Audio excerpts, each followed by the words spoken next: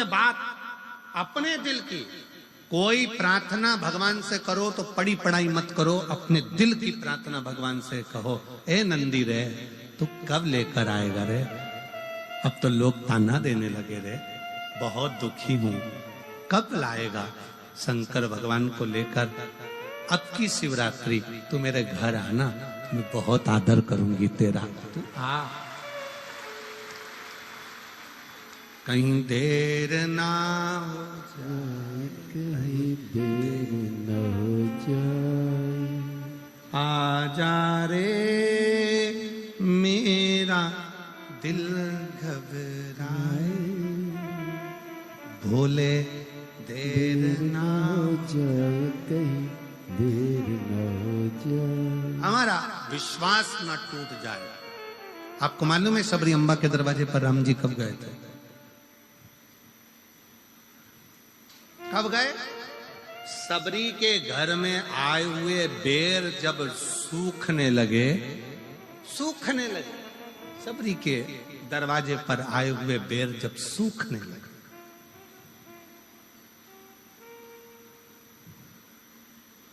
सबरी के दरवाजे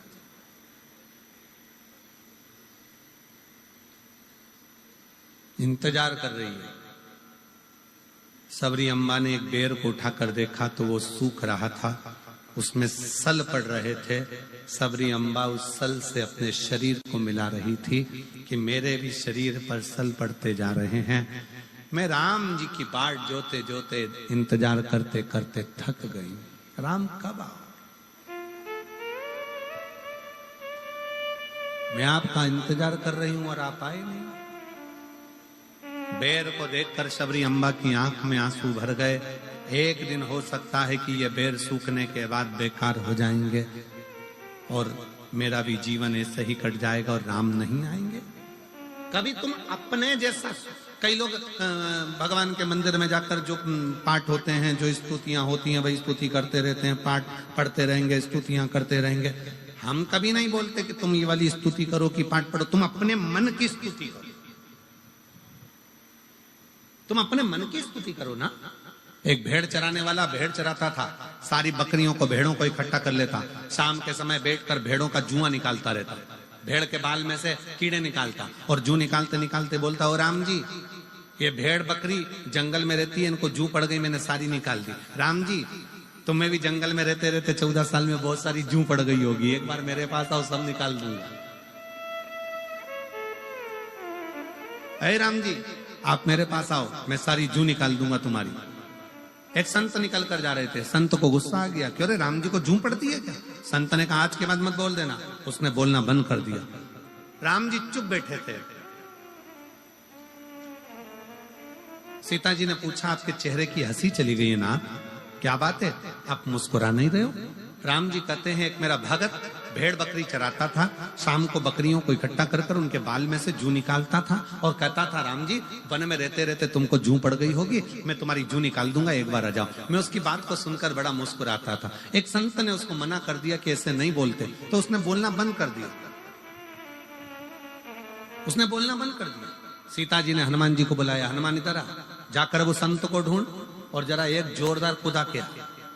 हनुमान जी ने गदा पकड़कर जो दिया धम्म से, संत पड़े चित्ते। संत ने पूछा, कौन? हनुमान जी बोले, तेरा बाप। प्रभु आपने मुझे मारा क्यों? हनुमान जी बोले, पहले जा और वो बकरी चराने वाला, भेड़ चराने वाले से कहे, जैसी वो स्तुति करता था वैसी स्तुति करे। अरे प्रभु, वो बोलता था राम जी के सिर में जू पड़ गई होगी, जैसे मैंने बकरी की जू निकाली, राम जी तुम्हारी निकाल दूंगा, तेरा क्या जा रहा है, जा बोल क्या। और जैसे ही वो गया, भैया तेरे हाथ जोड़ता हूं, पांव पड़ता हूं, तू जैसी स्तुति करता था वैसी स्तुति कर, और आज एक और बार में तेरे पांव पड़ रहा हूं। उसने पूछा, क्यों? आज तक मैं भगवान का भजन करते करते इतना बड़ा संत हो गया, पर भगवान का दर्शन नहीं हुआ। तेरे जू निकालने के चक्कर में हनुमान जी की गदा का दर्शन तो हो गया, बस यही मेरे लिए बहुत। अपने दिल की स्तुति करिए, अपने मन की स्तुति करिए। आप भगवान को पड़ी पड़ाई स्तुति मत बोलो, आप अपने दिल से बोलो, कब आएगा बाबा, इंतजार कर रही हूं मैं, बहुत तेरा इंतजार कर करके थक गए। लोग अपशब्द कहते हैं, लोग ताना देते हैं, लोग गालियां देते हैं, लोग आड़ा टेढ़ा करते हैं। एक पत्र है,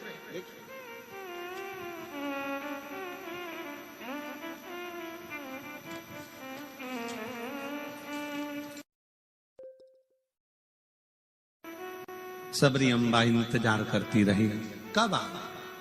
एक दिन सबरी अम्बा के मन में आ गया और सबरी अम्बा ने कहा कि अब ऐसा लगता है कि मेरे प्राण नहीं बचेंगे। मातंग बाबा वहां से निकलकर सबरी अम्बा के वहां से जो मातंग ऋषि थे उन्होंने कह दिया था तू इंतजार करना, इंतजार करना।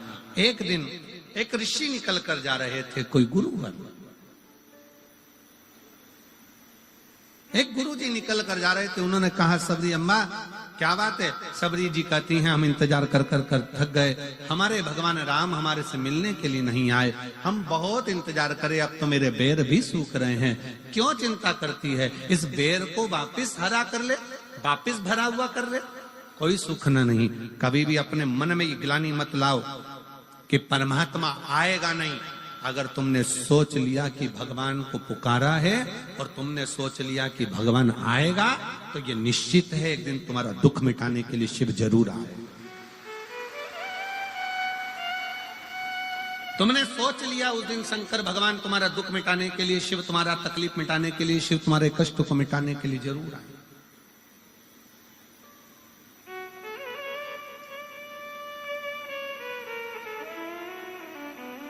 आप लाखों की संख्या में आए हो, बाहर के पंडालों में भी बैठे हुए हो, इधर ऑफिस के सामने भी टेंट लगा हुआ है, वहां भी सफेद सफेद गद्दा कोई बिछ रहा था, वो बिछते जा रहा था और तुम बैठते जा रहे थे।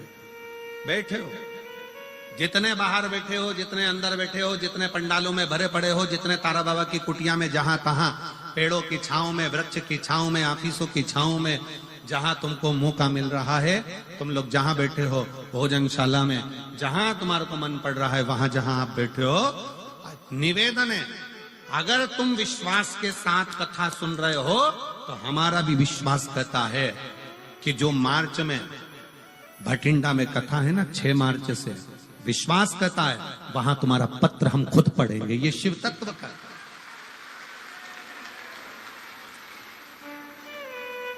ये कथा आज 17 फरवरी से चालू हुई है, 23 फरवरी तक, और जो कथा भटिंडा में चालू होगी वो 6 मार्च से चालू होगी, 1 बजे से 4 बजे तक, वैष्णो देवी मंदिर रोड, 1 बजे से 4 बजे। हमारा विश्वास कहता है तुम्हारा पत्र, अगर तुमने दिल से कथा सुनी और दिल से उससे प्रार्थना करी है तो पत्र वहां जरूर पढ़ा जाएगा। वहां तुम्हारा बाबा इतनी कृपा करेगा कि तुमको वहां बुलाकर तुम खुद पत्र लिख कर दोगे कि मेरे बाबा ने मुझे सिरसा की कथा में ये दे दिया और बाबा ने ऐसी करुणा करी। ये तुम्हारे पत्र की विश्वास, भरोसा, दृढ़ता पूर्ण पूर्ण।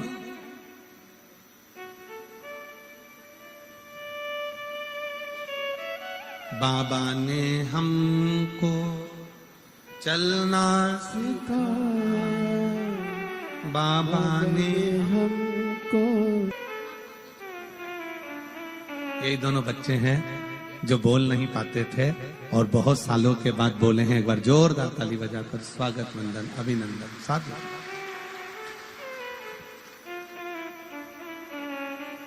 हम तो सीना तान के चलते हैं। एक समर्पण तुम्हारे जीवन का हो।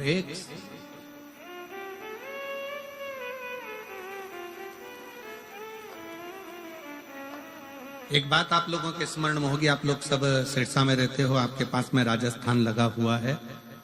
राजस्थान में रामसा पीर, रामदेव बाबा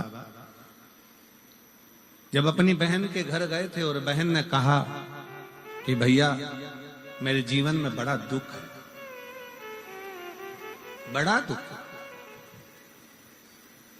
तब रामसा पीर ने कहा था, बहन तू जिसको भजती है ना वो तेरा दुख मिटाने की सामर्थ्यता रखता है। तू जिसको भजती है वो तेरे दुख को मिटाने की सामर्थ्यता रखता है। का जल मिले और भगवान की तप साधना में आप डूबे हुए हो तो शिव तत्व जरूर प्राप्त हो। दुनिया का ऐसा कोई काम नहीं, जो मेरे शंकर भगवान के पास उसका हल नहीं। फिर वही वाली बात आ गई, कल कथा में कहा था असंभव शब्द शिव की डायरी में है ही नहीं। भगवान शंकर की डायरी में एक ही शब्द है और वो केवल एक शब्द है। कौन सा शब्द है? जम के बोलो जरा, संभव। कौन सा शब्द है? संभव। असंभव शंकर भगवान की डायरी में है ही नहीं। बस तुम्हारा विश्वास डिगना नहीं चाहिए, तुम्हारा भरोसा डिगना नहीं चाहिए, और तुम्हारा विश्वास जितना जितना दृढ़ होगा शिव मिलेगा।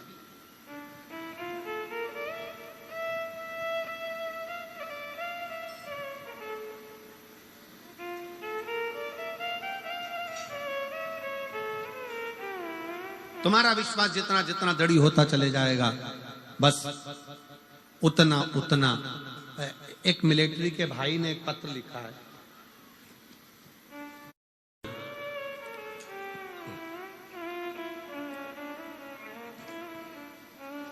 हम फौजी भाइयों की तरफ से आपको कोटि कोटि प्रणाम। गुरुजी,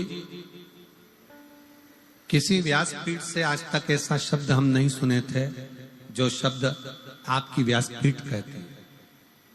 आपकी व्यासपीठ हमेशा कहती है कि शंकर भगवान के मंदिर में सावन महीने में 2 लोटा जल चढ़ाओ। कभी कभी 30 त्योहार पर 2 लोटा जल शंकर जी को चढ़ाओ, एक अपने लिए और एक जो बॉर्डर पर सैनिक खड़े हैं उनके लिए। कहां बैठे हैं? कोई आया है जिन्होंने पत्र दिया है? कोई आया हो ये पत्र जिसने दिया हो तो बेलपत्र लेने जरूर आए। हमारे कुछ प्रश्न हैं। गुरुदेव, बाबा की कृपा से लोग कम से कम हमारे लिए भी तो जल चढ़ाते हैं और बड़ी खुशी मिलती है आपकी कथा सुनकर। पर हमारे एक प्रश्न है, हम सैनिक कई आपके पशुपति व्रत से आए हैं। आ जाओ, एक बेलपत्र ले जाना। आ जाओ, आ जाओ, आ जाओ। आपके पशुपति व्रत से हमको बहुत लाभ हुआ है। हम सैनिकों की टोली भी पशुपति नाथ का व्रत करना चाहती है, करती है। पर कई बार ऐसा होता है कि व्रत 5 होते हैं और व्रत में 3 व्रत हो पाते हैं और 2 व्रत में कहीं हमको जम्मू भेज देते हैं, कहीं कश्मीर भेज देते हैं, कहीं कहीं भेज देते हैं, तो वो व्रत हमारे रह ही जाते हैं। और 6 दिए, 5 दिया मंदिर में, 1 दिया घर के दरवाजे पर, और प्रसाद का 3 हिस्सा। अब बताओ हम कश्मीर में प्रसाद कैसे बनाए? तो हमारा निवेदन है, तुम कश्मीर में प्रसाद मत बनाओ, तुम दुश्मनों को प्रसाद बनाकर खा जाओ। कहा करे प्रसाद? तुम इन विधर्मियों को हलवा बना दो या फिर इनकी खीर बना दो और पूरे भारत में बांट दो।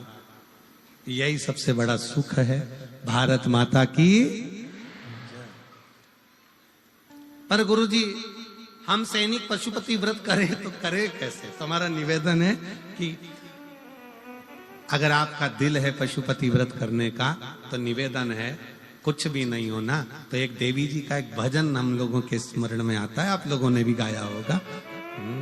मन मेरा मंदिर, अरे आंखें दिया बाती, होठों की है तालियां, बोल फूल बाती, रोम रोम जीवा तेरा नाम पुकारती, आरती ओ मां आरती, शेरा वाली ओ मां तेरी आरती, लाटा वाली ओ मां तेरी आरती, जोता वाली ओ मां तेरी आरती।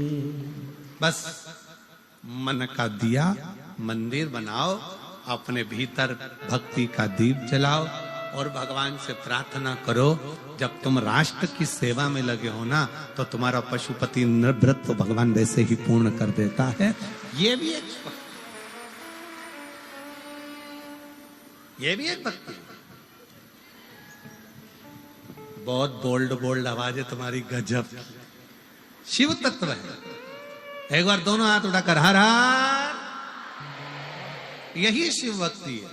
बोल बम का नारा है, इतना धीमा बोलोगे तो कल्याण तुम्हारा। बोलो जम के, बोल बम का नारा है। अब कितने बढ़िया बोले।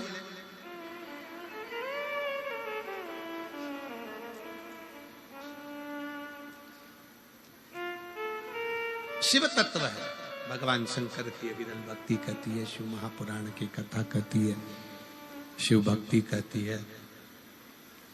अपने तप को, अपनी साधना को, अपने विश्वास को दृढ़ी बनो, दृढ़ी। ब्रह्मा जी, थोड़ा रिटर्न बढ़ा। ब्रह्मदेव, ब्रह्मा जी जब भगवान विष्णु के पास में जाकर, नारायण के पास में जाकर कहते हैं कि यह सृष्टि का रचना करता मैं हूं, संपूर्ण रचना मेरी है,